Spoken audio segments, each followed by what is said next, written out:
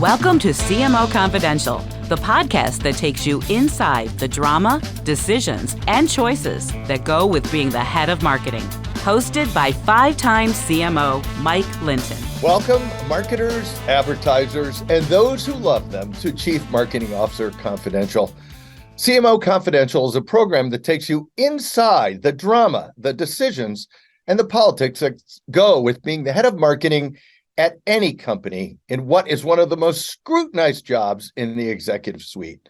I'm Mike Linton, the former Chief Marketing Officer of Best Buy, eBay, Farmers Insurance, and Ancestry.com, here with my guest, Joe Perello. Today's topic, lessons learned as the first ever CMO of New York City under Michael Bloomberg. Joe started his career in credit cards at MBNA, where he launched the NFL Visa card. He was also the VP of marketing for the New York Yankees, worked on David Bowie's business, and then became New York City's first ever CMO in 2003.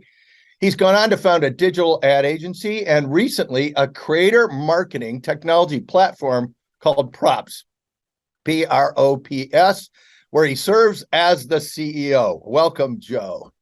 Thank you, Mike. Great to see you. Great to be here. Thank you for having me. Of course. First question, let's focus on that New York job, which I think is going to be super interesting to everybody. The first ever CMO, obviously a political situation, no structure, a clean slate. Tell us how this job even came about and how you approached it. And for our listeners, full disclosure, Joe and I met at the inaugural Marketing 50 a long time ago, and we've kept in touch since. And if you are looking for New York recommendations, Joe would be one of your best bets. So, yes. Joe, let's talk about how this job got going. Yeah, again, thank you, Mike, for having me. So I was working for the Yankees for 3-4 years and had a great run, and I really never lost the entrepreneurial dream that I had, that I never really executed on at that point. I worked for a big bank. Then I worked for the Yankees, and I said, you know what, let me try my hand at this. Started with David Bowie and built the first online fan club. And the dream was to go public, right, and never work again and all that stuff. And then the stock market tanked, and I was like, oh, I guess I got to keep working. And started my own sports marketing shop and started to get clients. And there was one client that I really wanted to get because I knew I could deliver for them. And it was Modell's Sporting Goods, right? Regional sporting good retailer here in the city. And was berating Mitchell Modell. Just, why aren't you hiring me? I'm going to deliver for you. And one day I called him up and I said, look, I'm either going to work for you or I'm going to work for your competitor, the Sports Authority. So which one is it going to be? And he acquiesced and he hired me. And we started to do great work together. And a month into it, he calls me up and says, Joe, I got a great job for you. I was like, you just hired me. You know, are you trying to get rid of me that bad? Yeah. He said, no, Mike Bloomberg is creating the first chief marketing officer of the city of New York. He called me up. He asked me who it should be. And I told him it should be you. I didn't ask. I just told him. So you need to go and meet their team because you're going to be the next CMO as long as you don't screw it up. Well, out of the blue, this thing just comes over the transom. It just comes over the transom. It's like, like all CMO jobs. And hey, go on, come on, be the CMO of New York City. So you obviously go meet, and then what happens? I meet with Dan Doctoroff, who was a deputy mayor at the time. If you know Dan came up with the idea to bring the Olympics to New York City. Met with him. We had a great conversation. You know, I think he really liked all the work that I had done at the Yankees. There was a lot of skills that I brought to the table. And also, I was available. You know, I wouldn't say I was available. I mean, I had to sort of like cut down my fur, but this was so interesting. We're gonna go with available. We're gonna go with available. So it was so interesting to me because after 9/11 happened, right? I watched it, right? So many stories like me. I had my office on 7th Avenue, and I saw the whole thing from the roof. Like, it affected me to my core. Like, that's not a new story. And in the aftermath, I'm a marketing guy. Like, what can I do? I don't have a ferry system. I can't help the I can't help the guys down there. I can't dig. Like, I felt so helpless. And then I met Dan, Dr. Off, and he had this vision, right, to remake New York City, and the Olympics were part of it. And marketing was a central role. And I was like, oh my God, I could actually add value here as a marketing person. So there wasn't a lot of structure around it. They're like, look, we could be marketing New York City better. We should be more coordinated. What do you think? And that So was when we are talking about job specs and setting expectations, this would be the cleanest sheet of paper possible, which is we just have this idea. So you come in, that means you have to create everything, the mission for marketing, the connection to everything, the team, everything. How do you go about that? So it took me maybe like a week or two to sort of figure it out. And it was actually after I met with Dan, and then he said, okay, I want you to meet the mayor. I sat down with Mike Bloomberg. And then after that meeting, I came up with the idea to just treat it like a league, like a sports league. So sports leagues, they have. I can't let this go. I want to come back to this in a minute, but it takes you 1 week. You don't hire anybody. You just think this up and you say, no. I'm going to make this. I didn't hire anyone. I'm going to make this. I wasn't even hired yet. Yeah, I wasn't even hired yet. But how did you come up with this idea? We're going to make it like a sports league. Is that because of the Yankees thing, or I had experience with the NFL doing the credit card, so I really got to know. It was called NFL Enterprises then, and I really understood. I listened and understood all their businesses. They have. Obviously, television rights is a big part of it. Events, intellectual property, licensing, sponsorship, right? They have these core business drivers. And then at the Yankees, I learned it from the baseball side, right? So baseball centralizes all these rights together. They can, if they centralize it together and apply rules around the rights and the brand, then you can generate revenue and you can deliver value to brands by delivering that revenue. So delivering that value. So I was like, look, New York City is a brand. It's an amazing brand, right? It went through some rough times in the 70s, like in the 80s, right? When Ford said drop dead. But it is a brand that was created largely through film, television, theater, poetry, right? It wasn't created through commercial brand building. Mm-hmm. So you could say is really more organic, right, of a brand. The idea of New York City, arguably most of the people that consume media understand what New York City is. So it's a great brand. But what was missing? Number one is there was no intellectual property that was protected. There was a Parks logo. There was an FDNY logo. There was a police department logo. There was no central brand to govern the city as a whole. So there was no sort of central guidelines to create and protect a brand. That was step one. Step one is, okay, let's protect New York City. Let's create a logo that was identified still being used today, and then create new brands around that, right? So that's the equivalent of the Giants, the Jets, the Yankees, right? They've all got intellectual property. It's all protected. And then they have deals with licensing to make money on that logo. We created that in New York City. We had Target as our number one vendor. Go ahead. Sorry. No, we even created a brand for sanitation. Yeah. And protected it. We had great attorneys at the city, core council, amazing people, guys who created Major League Soccer, right? Were the corporation counsel for the city of New York. So they understood all of this. But you create all these brands. So you create all these brands, you still have to get people to pay for them. So because this is a complete rethink of a city, really. And so, I mean, it's one thing to create the brands. It's another thing to get money for them, sponsorship rights. How did you do that? So the licensing was actually a small part of it. It got a lot of attention because everyone was like, oh, they're finally going to make money on the NYPD stuff. So we did that. Yeah. Then we also created a series of principles around how we engage with corporate sponsors. And in the past, like every other city, right? If the city wants to engage with a brand or corporations. They're essentially asking for a handout, right? They're like, hey, we need this thing solved in the city and the taxpayers can't afford it. And we need you to donate money to restore the monuments, right? Or do all the different things. So number one is we were like, look, we're not just going to ask for a handout. We're going to deliver you value in the same way that a league delivers you value. And the way the league delivers a value to a sponsor is two things. They're associated with football, which is amazing, and you can reach people, right? Without reaching people, it's a handout. Yeah. With reaching people, it becomes a major part of your marketing plan. And that is what our goal was. We want a partnership with New York City to be a major part of your marketing plan. So what do we have to deliver? We don't have television. We don't have games. Like, we don't have TV. We have the Super Bowl of outdoor media, right?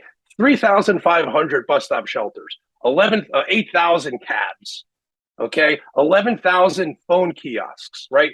All in New York City, all sort of being tripped over and not leveraged, right, by the city itself. So to sum it all up, we put all that together. We got 20% of that for the city, and we carved it up and delivered it to our corporate partners according to the solution that they solved. So give me a good example. Like you mentioned sanitation. You mentioned the Well, the first big one we did, the first really big one we did was with Snapple. Okay, Snapple was at the time still an independent brand. Yeah, I think. Yeah, pretty much still an independent brand. Yeah, before they got bought. Yeah, before they got bought. Born in Brooklyn, okay, grown in New York, right, and a great brand and doing great at the time. So we decided we're going to take soda out of the schools. They were selling soda in the schools, like, it's unheard of. But we said we're going to take the soda out. We're going to put in water and apple juice. Snapple's in the apple juice business. We're going to do that. We centralized all that together, just like you would in a stadium, right? Just like you do a deal in the stadium for Coke or Pepsi. Did the same thing. Sold it to Snapple for $166 million. Okay, now Snapple, yes. Snapple had the obligation, just like Visa does at the NFL, to promote New York. Yeah. Right. So we took that same idea. Okay, look, you got to pay us cash, and you've got to make sure that you promote New York City through your own efforts. You want to promote the association. We use the cash, some of the cash, to create the middle school sports program in the city, which was suffering, as you can imagine. Middle school sports, right, is like, middle school is just like, everyone ignores middle school because it's a disaster. Middle school sports, real big problem in the city. So we used the money from Snapple, created the middle school sports program, and we delivered Snapple real value, right? So they got all these billboards all around the city. It did cost them anything, but we packaged it into our deal, just like Major League Baseball, just like NFL, just like you would. We followed the same playbook. And the brands were like, I can't believe that this is available to me. Like, how do you do this? Now, there are downsides to this too, Mike. One is there are losers, right? Because you're doing this very publicly. You're doing this public RFP. In the most political possible environment there is. Yes. So Snapple wins and you got to do it with an RFP, right? You can't, it wasn't like I was taking phone calls and like wheeling dealing here. You got to do it in the RFP method. And so Snapple comes in, Coke didn't pitch, Pepsi did, and they lost. This is all public, right? So I'm not really disclosing anything. They lost and they were embarrassed because they're in Armonk, New York. They consider themselves a New Yorker, but we're like, that's not New York. That's Westchester. We're talking about New York here. Spoken like a true New York. Let's be really clear. So what happens is you're losers, and the losers are angry, and it's not like they're like, oh, okay, we'll talk to you next time. They funded the mayor's opponent's mayoral campaign. Wow. Who was the comptroller, Bill Thompson, right? Well known. Actually, he's a really good guy. We've met on a few occasions, but Pepsi was like, we're going to fund this campaign because these guys kicked us out of the school. So that was a new experience for me. Is instead of just calling the CEO, like, hey, listen, you didn't win this time. We're going to do another category. I read about it. That's right. Post the next day, and they're like, "Who is this guy? Get him out of here. He's kicking." So how do you? So you're selling these sponsorships for, but it's boatloads of money. You're pouring it back into the city. How do you measure success? And then how do you, over time, like, so you got this political environment. I'm sure a bunch of people are not always happy with what you're doing, in addition to the people that don't win the sponsorships in the administration. Yeah. How do you set up the measures? How do you track this? How do you manage all the politics around that? Yeah, well, that's a lot of questions there. So let me talk about measurement. Yes, it's a lot. I'm giving you a lot to work with, Joe. Measurement first is Bloomberg, right? Billionaire businessman, number one, we're cash flow positive, right? So we are a revenue generator for the city. So the broader mission behind NYC marketing is let's generate revenue in new ways, right? Let's be clever and use the assets that are available to us to help the city and generate revenue so we can funnel that back into getting 50 million people to come to New York City, right? So the whole mission was to get more tourists there and come up with a new way to do it. So number one was cash. Number two was how many agencies did we actually impact, right? So Snapple helped the Department of Education. The History Channel helped the Parks Department and Landmark Preservation, right? We had Chevy and Crisco. They helped the New York City big events bring in the Country Music Awards. And actually at the time, the Republican National Convention. So we measured how much money, media, and in-kind we delivered to every agency. We ended up impacting 35 different agencies, right, over the first 3 years in our business. Then we measured media. How much media did our partners spend promoting New York City outside of New York? You always see these commercials, the CVB commercials of like the governor talking about, and they're pitching it to New Yorkers. They're like, we're already here. Yeah, I love New York because I live there. So yeah, we're already here. We need, you need to be spending that in Dusseldorf and Madrid, and Ireland and Kansas City, and not in New York City. So all the deals that we put together, all of our partners had to spend money outside of New York City to get people to come in. So those are essentially the three big ways that we measured our impact. Cash, how many agencies did we affect positively? And then how much did people talk about us outside of New York? And then there must have been some people that weren't happy with this. It's a political environment, or half the people were. Half the people. How do you manage that? Because one of the things about CMO Confidential is talking about managing the politics and your most active consumers are usually in your company.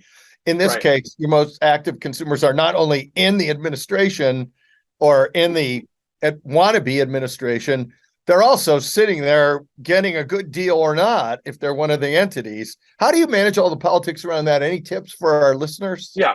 So I think this applies to, the private sector too. Number one is it's all manageable if you report to people who get it, who understand it's not a nice path upwards.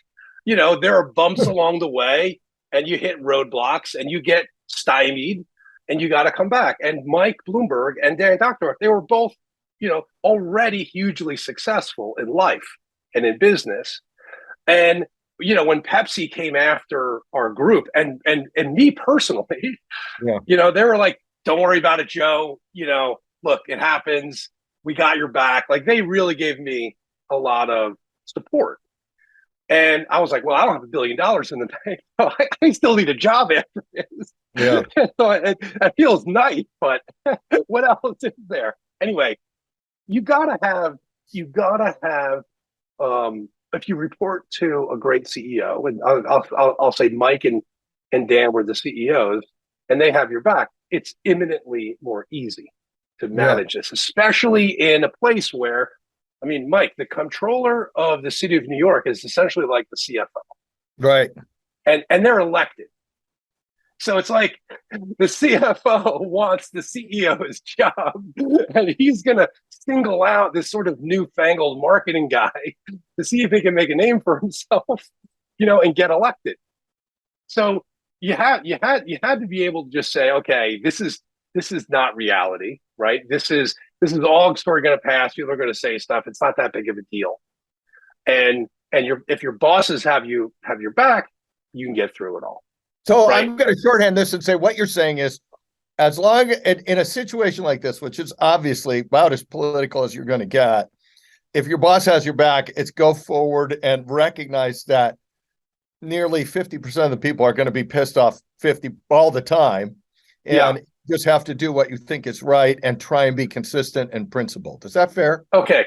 What you said, always do what you think is right, is absolutely 100% the way to do it. And so if you're entering into a job as high profile as a chief marketing officer, there really only is one consideration to make. That's assuming you like the product and you care about the category, you like all that. Who am I working for? That's the only thing to consider, because no matter what, you're going to have ups and downs in every single job, right? And there's going to be good quarters, going to be bad quarters. You're going to be the hero. You're going to be the GOAT, and I mean the GOAT in the bad way. Yes. If you have a great relationship with the CEO or the COO or the CFO or all three of them, and they understand marketing, and that marketing is this imperfect science no matter what anyone says to you, and they trust you, and you trust each other, then you will have I think you'll have a successful endeavor. So let's take this and if you're a first-time CMO and you're either interviewing or just starting the job, you've just laid out the principles, and obviously you want someone who's got your back and shares your vision. What else would you put in people's heads to think about as they that first-time CMO job is sometimes not the easiest for very many people. What tips would you give them going forward? Like That's a great question. How do they set expectations? What do they do? Yeah, because you go into a job and you want to put a win in the win column, right out of the gate. Wow, we got this person, we got this girl, we got this guy. They're already. It's like there's a real big desire to be like, hey, you guys made a good decision, right? And you want to build trust. I would refrain from sort of doing that too fast and assess your whole situation first. And the second most important thing, right? So who am I reporting to? That's number one. Second is, who can I rely on in my organization to tell me the truth? That is not their skill. Who can tell me the truth? Because in any marketing enterprise, there's always things that are working, and there's always the things that aren't. And it's really difficult to tell the difference between those two, and impossible if no one's really telling you the truth. I totally agree with this. And a lot of people don't want to tell you the truth, and a lot of people don't want to admit it's not working. And if you can't get the truth somehow, a bunch of stuff that's not working will emerge as a giant squid and grab you and drag you underwater. You need to know where that thing is before it breaches the surface. So I think that is super good advice. Hey, let me flip over a little bit. So you found a tech platform, not an agency. You founded agencies before. You've now founded a tech platform. Why? What does that even mean? The props tech platform, and then what's the white space you see here that isn't covered by anything else? Yeah. So I started an advertising agency after the city. I had two partners, and I loved it. It was exciting. This was probably 2009, nine-ish. Yeah. So the agency still had viability in my mind, and I shouldn't say that agencies have viability, but we were a small agency, right? Difficult to really make it as a small agency, and we did great. We had Nike, we had Lowe's Hotels, We had Michelle Obama as a client. We had HP. We did great. We had great clients, great client relationships, and the results of our clients were great. Like Lowe's had their best year ever. I'm not saying we made a dent in Nike's business, but we had great years. We could not have done a better job, Mike. Won awards. They could measure the results. And we started losing clients to tech platforms.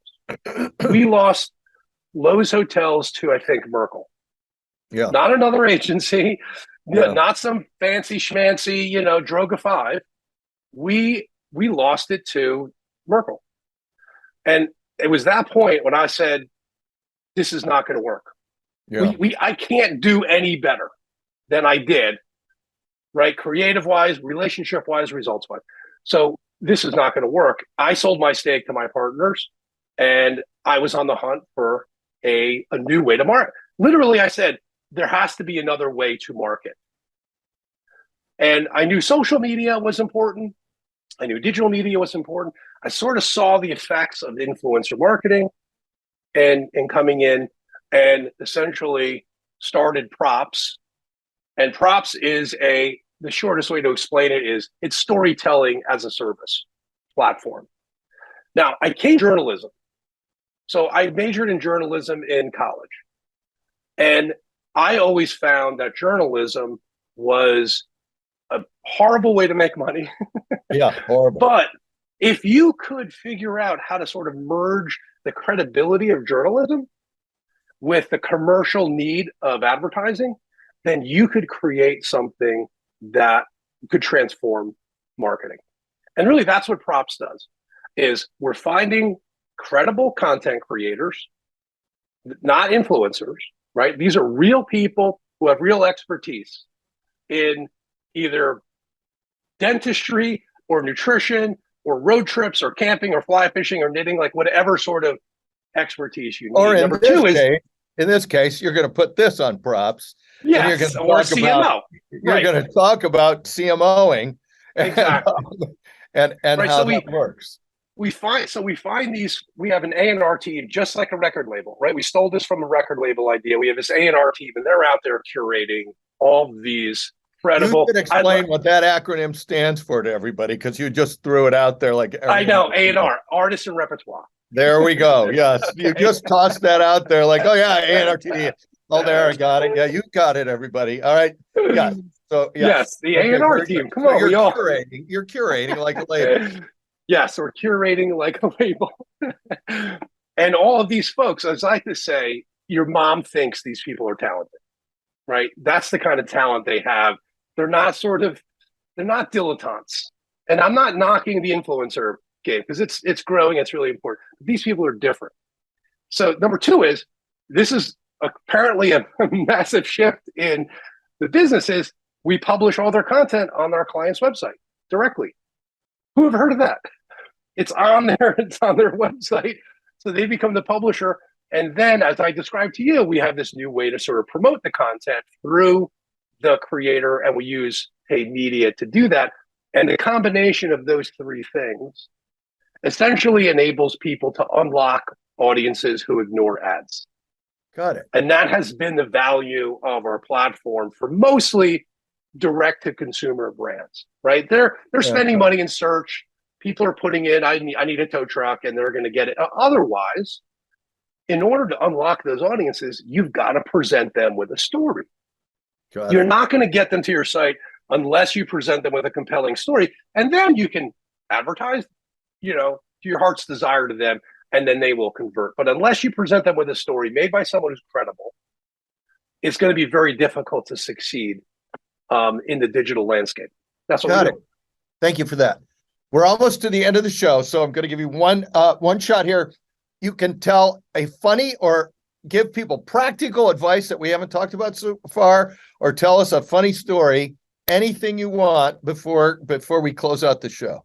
Oh, the first advice, I've been talking about this a lot, is I feel bad for the new generation that's coming into the workforce, because they have a choice if they're going to go to the office or not. And I really feel like not going to the office is doing them a big disservice. is the value in developing your career is to be around not just your peers, which is helpful, but about other people like Mike Linton, who knows more about marketing than most of us are going to forget. He knows so much more. Like if you can be next to Mike, right, for 6 months. Love having you on the show, by the way. Listen, I mean, I'm being serious. Like if you could just overhear Mike Linton's conversations for 6 months, that's going to be worth 4 years of school. And I say the same thing. I mean, look, I'm no Mike Linton. I've been around the block a few times. I know what's happening. Like you should want to be in the same office as me and other people that are around me so that you can learn. It's very simple. And you will also run into the IT folks or the CFO or anybody else, and you can have coffee with them, and you can build a relationship with them. I agree with this. So that's imagine that. Is there a funny story that goes with this too? Is there any funny stories, or is there anything? Well, I'll tell you a funny story. I'll tell you a funny story about. Let me see. Let me tell you a funny story about. So you're gonna have to edit this because I'm coming up with. You don't know about that, Joe. No, Mike. I'm coming up with all these stories. And I can't talk about any of them. So I'm not allowed. What we will do, we're going to save this. We're going to save this for a second show. It's going to be Joe's funny stories. Yes. I think the practical advice is really important for people that if you want to be a big person in business, it's important to build the relationships and the other connections as much as you can. And the learning is multidimensional. So I think that's a super good lesson. And Joe, I want to thank you so much for being on the show. And thanks to everybody for listening to CMO Confidential.